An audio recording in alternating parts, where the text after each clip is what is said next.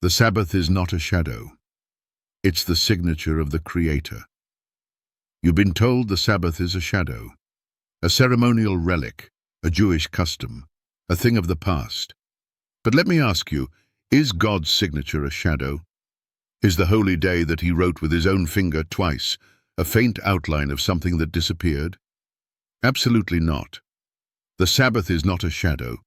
It's the blazing seal of divine authorship. It's the signature of the Creator, etched in time, stamped into creation, and sealed into the very heart of God's law. In Genesis 2:2-3, the pattern is clear.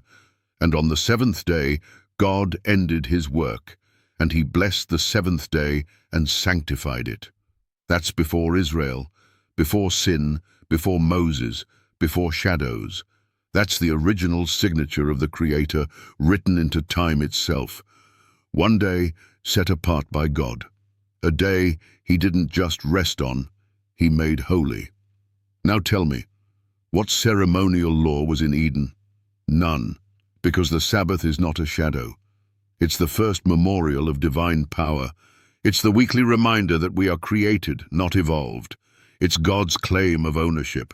That's why Satan hates it. That's why he's tried to erase it. That's why Rome changed it. That's why pastors avoid it. That's why skeptics mock it.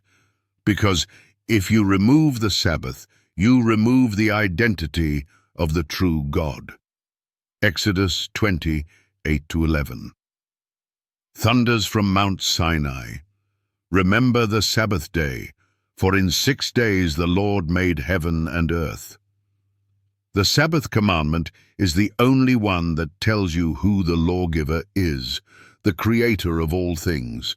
Take that away, and the 10 Commandments become anonymous moral rules, not a divine covenant. You say, but Paul said the Sabbath is a shadow in Colossians 2. No. Paul spoke of ceremonial Sabbaths, yearly feast days, not the weekly Sabbath written in stone by God's finger. The weekly Sabbath was never a shadow, it was a foundation, a sign, and a seal. You say, but Jesus fulfilled the law. Yes, and fulfilling doesn't mean destroying. He fulfilled Passover as the lamb, so we don't sacrifice lambs anymore. But Jesus didn't fulfill creation. He affirmed it. And the Sabbath is not a prophecy of his death. It is a celebration of his creative power. You say, the resurrection made Sunday holy. Where? What verse?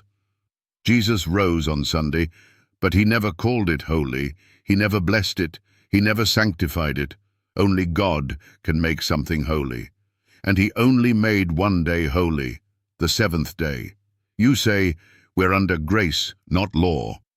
And yet grace is not freedom to sin. Shall we continue in sin, that grace may abound? God forbid. Romans 6:1-2. Sin is breaking God's law, 1 John 3:4, and the Sabbath is part of that law. If you erase it, you're not under grace, you're under rebellion. The Sabbath isn't a burden, it's a blessing. It's not Jewish, it's God's. It's not temporary, it's eternal.